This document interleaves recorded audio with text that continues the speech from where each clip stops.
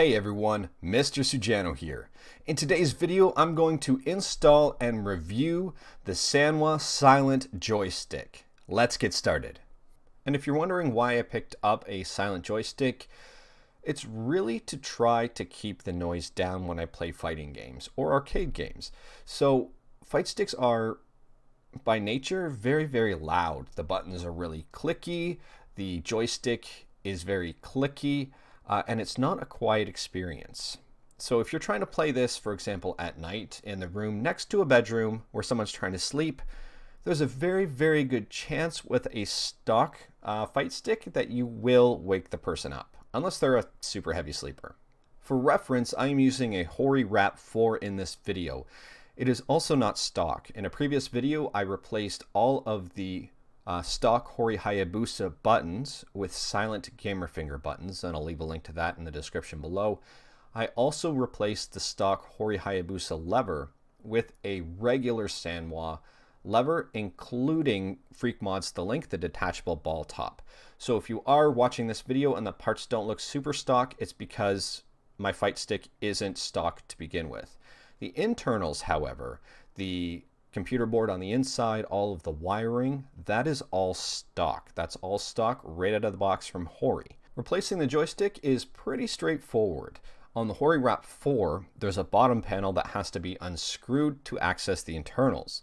So just make sure you take off all of the screws on the outside, including the hidden screw behind the warning label, in order to lift up the back panel. So here are the internals for the Hori RAP 4. To remove the joystick, there are 4 screws that you will need to remove. There's just 4 screws holding the base on. There's this clip here that I'm circling with my mouse that you will need to unplug as well.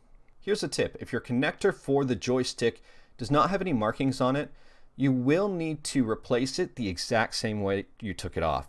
The easiest way to do this is to get a permanent marker and just draw a line so you know which side is up and which side is down. The last thing you will need to do is to remove the ball top. This is something I want to point out because I have a JLF Link installed, which is a removable ball top. The ball top just pops right off for me. It's a customization. This is what the bottom of a stock JLF and also the Hori Hayabusa kind of looks like. And you can see that on the bottom of this joystick, there is a slot for a flathead screwdriver, which you will need to put the flathead screwdriver in, hold this base steady, and then on the other side, unscrew the ball top. And then once the ball top is unscrewed, you can then pull the joystick out of place. And this is what the microswitches sound like up close.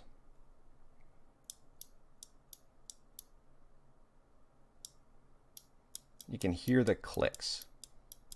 And here's the Silent Sanwa up close. So there's a big difference. There you can still hear the gate noises, but the microswitches themselves are completely silent. Next step is to mount the Silent JLF in place.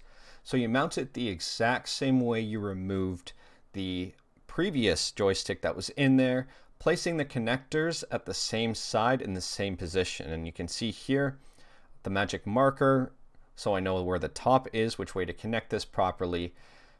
I will mention also, when you put the joystick in place, try to square it up as much as possible, because there is a little bit of play up and down and left and right and even side to side.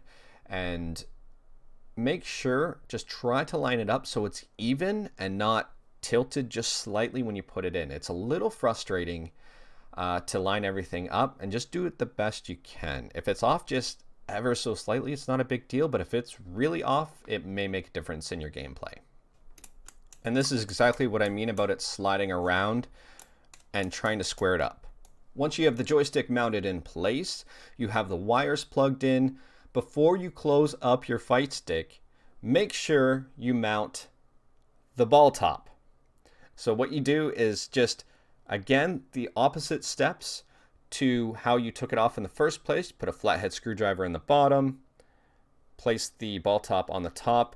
At this point, this should be mounted in the fight stick, so you'll be on the other side of the fight stick and then you can just twist on until the ball top is tight. Once you're done that, then you can place the back covering back on, flip your fight stick over, and you should be good to go. Now here's the before and after. This is before the Silent JLF was installed.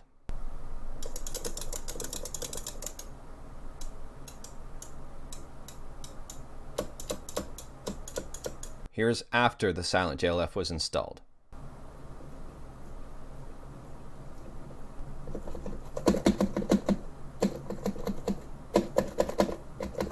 My overall thoughts, I've had this for a few weeks now, I've used it, and I love it.